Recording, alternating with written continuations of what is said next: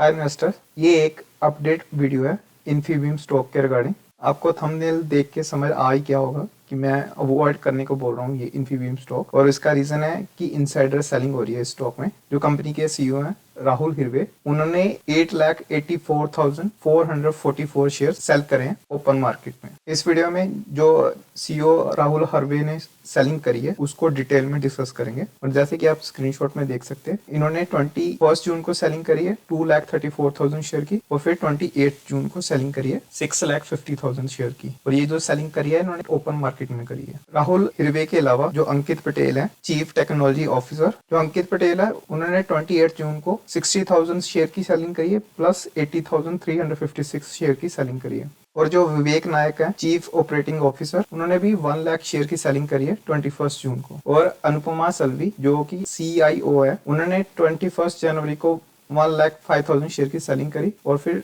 28 जनवरी को 30,000 की शेयर की सेलिंग करी। और ये जो सेलिंग हुई है सभी ने ओपन मार्केट में सेलिंग करी है। ये कंसोलिडेट डाटा है जो चारों ने सेलिंग करी है इन्फीबीम स्टॉक में उसका। और इसमें सबसे ज्यादा जो सेलिंग करी है वो राहुल हिरवे ने करी है।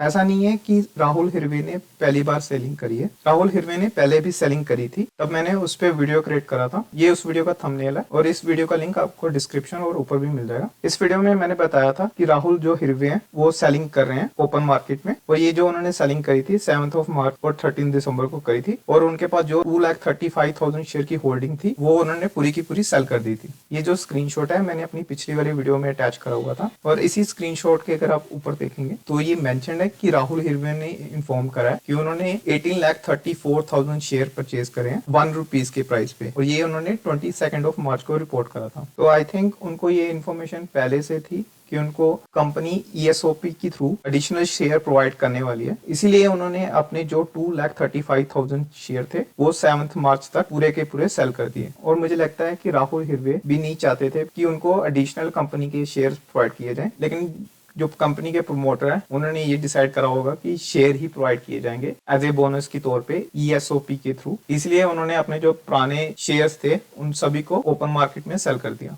अब आप सोच रहे होंगे कि ये कैसे पॉसिबल है कि 18,34,000 शेयर 1 रुपीज के प्राइस पे उन्होंने एक्वायर कर लिए। 30 मार्च को इन्फीबीम ने अनाउंसमेंट करी थी, उन्होंने अलॉटमेंट अप्रूव करी है 36,27,000 शेयर की 1 रुपीज के प्राइस पे ESOP के लिए। और ये जो शेयर इशू हुए थे ये न्यू शेयर थे, इसीलिए कंपनी के शेयर्स जो थे वो बढ़ के 278 करोड़ 20,02,130 हो गए थे। अब आप जानना चाह रहे होंगे ये ESOP क्या है। ESOP जो है ये एम्प्लॉय बेनिफिट प्लान है एम्प्लॉयज के लिए। जब कंपनी को बोनस या कुछ एडिशनल बेनिफिट देने होते हैं एम्प्लॉयज को, तो वो डायरेक्ट पैसे देने के बजाय उनको कुछ क्वांटिटी में शेयर इशू कर देते हैं, ताकि जो एम्प्लॉयज है वो और अच्छे से काम करें और कंपनी में बढ़े रहे लॉन्ग टर्म के लिए, और उससे कुछ टैक्स बेनिफिट भी मिल जाते हैं उनको। और ये ESOP वर्क कैसे करता है, या तो वो न्यू शेयर्स इशू कर देते हैं, या फिर जो ESOP ट्रस्ट होता है वो मार्केट से शेयर परचेज करता है और फिर इशू करता है एम्प्लॉयज को। इन्फीबीम ने 20 मार्च को 36,27,244 न्यू शेयर इशू करे थे 1 रुपीज के प्राइस पे। और इन शेयर में से मैक्सिमम शेयर की अलॉटमेंट राहुल हिरवे को हुई थी। 18,34,000 के अराउंड शेयर उनको एलोकेट हुए थे, यानी कि 50% जो न्यू शेयर इशू किए गए थे उसका 50% राहुल हिरवे को एलोकेट हुआ था। और इन शेयर में से 8,84,000 जो शेयर है राहुल हिरवे ने ऑलरेडी बेच दिए, यानी कि 48% जो शेयर थे वो उन्होंने सेल कर दिए ओपन मार्केट में। अभी उनके पास 9,50,000 के अराउंड शेयर बाकी बचे हैं। अभी 36,27,000 में से मुझे 34,73,000 शेयर की इन्फॉर्मेशन मिल गई थी। जो रेस्ट के 1,54,000 है उसके रिगार्डिंग मुझे इन्फॉर्मेशन नहीं मिली थी कि ये शेयर किनको एलोकेट हुए हैं। राहुल हिरवे ने जो ओपन मार्केट में सेलिंग करी है, ऐसा नहीं है कि उनको प्रॉफिट हुआ है, उनको भी लॉस ही हुआ है, क्योंकि ये जो शेयर इशू करे गए थे ये एज ए बोनस के तौर पे इशू करे गए थे। और जिस दिन ये शेयर इशू करे गए थे 20 मार्च को, उस टाइम स्टॉक का जो प्राइस था 36 रुपीज का था, और ये जो स्टॉक था इनको डिस्काउंटेड प्राइस पे इशू करा गया था 1 रुपीज के प्राइस पे। और इनका जो टोटल बोनस बनता था 20 मार्च को वो 6 करोड़ 42 लाख के अराउंड बन रहा था। लेकिन आज की डेट में जो करंट प्राइस है स्टॉक का वो 28 रुपीज 53 पैसा है। लेकिन अगर ये आज की डेट में ये 18,34,000 शेयर सेल करते तो इनको 1 करोड़ 80 लाख के अराउंड लॉस होता, यानी यानी कि टोटल 18.49% का लॉस होता है। लेकिन राहुल हिरवे ने थोड़ी क्वांटिटी 21 जून को सेल कर दी थी, थोड़ी क्वांटिटी 28 जून को सेल कर दी 31.9 रुपीज पे, और जो 28 जून को सेलिंग करी वो 31.6 रुपीज पे करी। और ये जो उन्होंने सेलिंग करी 21 और 28 जून को, उस पे भी उनको बोनस पे लॉस ही हुआ 9.49% का। और अभी राहुल हिरवे के पास 9,50,000 शेयर पड़े हैं, और आज की डेट में उन शेयर्स की वैल्यू 2,71,00,000 के अराउंड है। और उन पे भी राहुल हिरवे को बोनस में जो है लॉस ही हो रहा है 61,46,000 का। अगर वो आज की डेट में सेलिंग करते हैं तो उनको 18.49% का लॉस ही होगा बोनस पे। और तो अभी ये दिमाग में क्वेश्चन उठ रहा होगा कि ये इतने स्टॉक की सेलिंग क्यों कर रहे हैं। तो मे बी राहुल हिरवे को कुछ इंटीमेशन हो कि उनको दोबारा से कंपनी न्यू शेयर इशू करने वाली हो, तो इसलिए वो दोबारा से पिछली बार की तरह अपने पिछली क्वांटिटी को ओपन मार्केट में सेल, या फिर उनके पास कोई ऐसी इंफॉर्मेशन है जिस इंफॉर्मेशन के बिहाफ पे उनको लग रहा हो कि आने वाले समय में स्टॉक का प्राइस और गिर सकता है, या फिर वो अपना बोनस को सेव करना चाहते होंगे क्योंकि स्टॉक का प्राइस जो है वो डे बाय डे डिक्रीज हो रहा है। रिटेल इन्वेस्टर के लिए एक अच्छी न्यूज है, जो इन्फीबी कंपनी है उन्होंने ट्रेडिंग विंडो को क्लोज कर दिया हुआ है। अब कोई इनसाइडर ट्रेडिंग नहीं कर सकता 1 जुलाई से लेके जब तक कंपनी फाइनेंशियल रिजल्ट नहीं डिक्लेयर कर देती जून क्वार्टर का। यानी कि जो रिमेनिंग शेयर है 9,50,000 शेयर, ये अभी राहुल हिरवे नहीं सेल कर पाएंगे। और ये इन्फॉर्मेशन राहुल हिरवे के पास पहले से थी, इसलिए उन्होंने 28 जून को 6,50,000 शेयर पहले ही सेल कर दिए। अब बात कर लेते हैं मैं क्यों बोल रहा हूँ इन्फीबीम शेयर को अवॉइड करना चाहिए। पहला रीजन है कि ह्यूज इनसाइडर सेलिंग हो रही है। कंपनी का सीईओ, कंपनी का सीटीओ, कंपनी का सीआईओ, कंपनी का सीओओ सब सेलिंग कर रहे हैं ओपन मार्केट में। और ओपन मार्केट से परचेज कौन कर रहा है? रिटेल इन्वेस्टर, पब्लिक परचेज करी है। मेरा कंसर्न ये है अगर इनको सेलिंग करनी भी है तो इनको किसी म्यूचुअल फंड को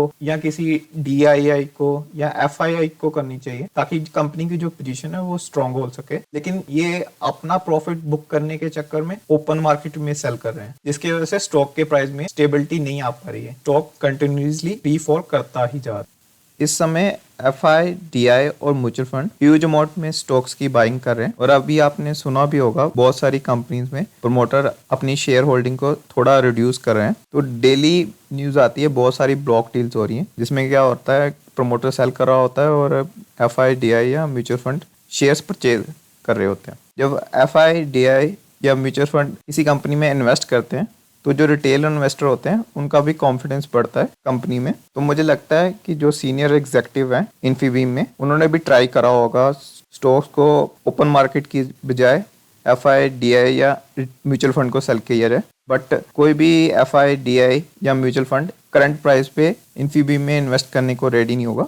तो इसीलिए जो सीनियर एग्जीक्यूटिव होंगे उन्होंने ओपन मार्केट में शेयर को सेल करना बेटर ऑप्शन समझा। दूसरा कंसर्न है गवर्नेंस का इशू। मुझे लगता है कि कंपनी का जो काम है वो ढंग से मैनेज नहीं हो रहा है, और पहले भी इस कंपनी में कई गवर्नेंस इशू रहे हैं। जैसे कि 29 जुलाई 2021 में सेबी ने एलिगेशन लगाया था इनसाइडर ट्रेडिंग का, और सेबी ने चार्जेस लगाए थे कंपनी के प्रोमोटर ग्रुप पे और कंपनी के मैनेजिंग डायरेक्टर विशाल मेहता और उनके ब्रदर पे। उस टाइम कंपनी ने ये केस सेटल करा था 2.9 करोड़ की पेमेंट करके, और उस सेटल में ना तो कंपनी ने एडमिट करा और ना ही डिनाई करा सेबी के इनसाइडर ट्रेडिंग के एलिगेशन को। अगर आप इस न्यूज के बारे में डिटेल में जानना चाहते हैं तो आप YouTube पे सर्च कर सकते हैं इन्फीबीम्स इनसाइडर ट्रेडिंग। तो ये वीडियो है ए डिजिटल ब्लॉगर की, इसमें इस ब्लॉगर ने अच्छे से बताया हुआ है कैसे इन्फीबीम के एमडी की स्टुपिडिटी की वजह से उनकी इनसाइडर ट्रेडिंग पकड़ी गई। और ये जो एमडी है विशाल मेहता आज की डेट में भी कंपनी के एमडी ही है। तो इसीलिए जब कंपनी का एमडी ही इनसाइडर ट्रेडिंग में इन्वॉल्व हो तो उस कंपनी में मुझे लगता है कि सीरियस गवर्नेंस इशू अभी भी है।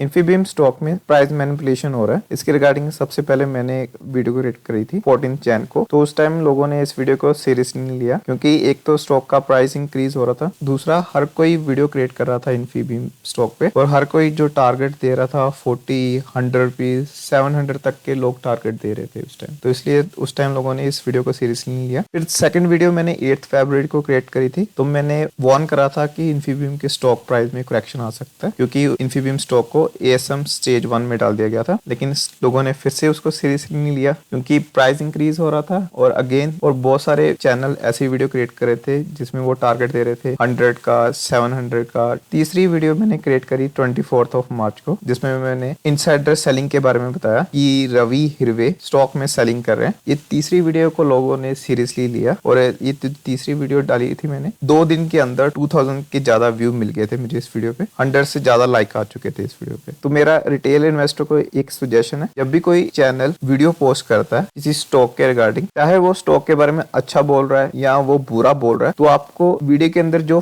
फैक्ट्स प्रेजेंट करेंगे हैं उसको वैलिडेट करना जरूरी है कि वो रियली सच में कुछ जेन्युइन चीज बता रहा है। मैंने 2 वार्निंग वीडियो क्रिएट करे इन्फीबीम स्टॉक पे, लेकिन बहुत कम लोगों ने उसको सीरियसली लिया, और जब तक 3rd वीडियो पब्लिश हुई तब तक जो बड़े ट्रेडर्स थे वो ऑलरेडी प्रॉफिट बुक करके स्टॉक से एग्जिट कर चुके थे। अब जो रिटेल इन्वेस्टर फंसे हुए हैं वो ही लॉसेस बुक कर रहे हैं। और जब मैं वार्निंग वीडियो पोस्ट कर रहा था तो उस पे लोग कमेंट करते थे, कुछ का कहना था कि ये फंडामेंटली स्ट्रॉन्ग कंपनी है, कोई कर्जा नहीं है कंपनी पे, फ्यूचरिस्टिक बिजनेस आइडिया में इन्वेस्ट कर रही है, तो कोई आपकी बात पे विश्वास नहीं करेगा जब तक स्टॉक क्रैश नहीं होगा। तो ये निहाल तिवारी जी की बात सच्ची होगी, जब तक ये स्टॉक क्रैश करना स्टार्ट नहीं हुआ तब तक किसी ने मेरी बात पे विश्वास नहीं करा। और इन्होंने, निहाल तिवारी ने एक और कमेंट करा था, मैंने बोला था कि बड़ी कंपनियां जैसे हाथी प्राइवेट लिमिटेड अच्छी खासी क्वांटिटी में स्टॉक सेल करके एग्जिट कर रही हैं, तो ये सही बात थी कि ये बड़ी कंपनियां एग्जिट कर रही हैं, तो 1000 रिटेल इन्वेस्टर उस स्टॉक को परचेज कर रहे हैं। रिटेल इन्वेस्टर को ये चीज समझनी चाहिए थी कि जब बड़े ट्रेडर ही कंपनी से एग्जिट कर रहे हैं तो वो बाइंग क्यों कर रहे हैं, ये भी एक वार्निंग सिग्नल था। और बहुत सारे लोगों का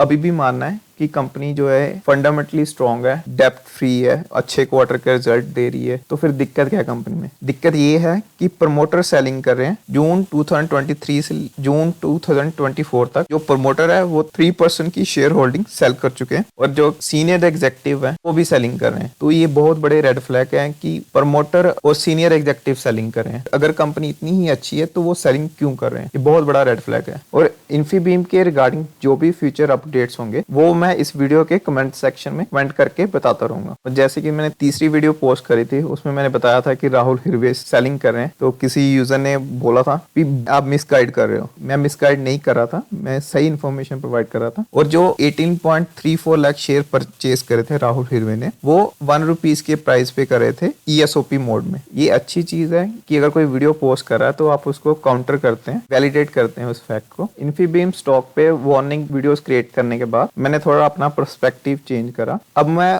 उन स्टॉक्स पे वीडियो क्रिएट करता हूँ जो फंडामेंटली स्ट्रॉन्ग है और आने वाले समय में अच्छे रिटर्न्स दे सकती हैं, जैसे गो कलर्स हो गया, ABFRL होगी, जेंगल कंपनी होगी। तो ये फंडामेंटली स्ट्रॉन्ग कंपनी है और ये आने वाले टाइम में अच्छा परफॉर्म करेंगी और अच्छे रिटर्न भी दे सकती हैं। और ये मेरा टेलीग्राम चैनल है, आप इस चैनल को सब्सक्राइब कर लीजिए इंस्टेंट अपडेट के लिए। जो भी मुझे फैक्ट या इन्फॉर्मेशन मिलती है वो मैं इंस्टेंटली इस चैनल पे पोस्ट कर देता हूँ, क्योंकि हर बार लॉन्ग या शॉर्ट वीडियो क्रिएट करना पॉसिबल नहीं होता। और इस चैनल के थ्रू आप मुझसे डायरेक्टली क्वेश्चन भी पूछ सकते हैं।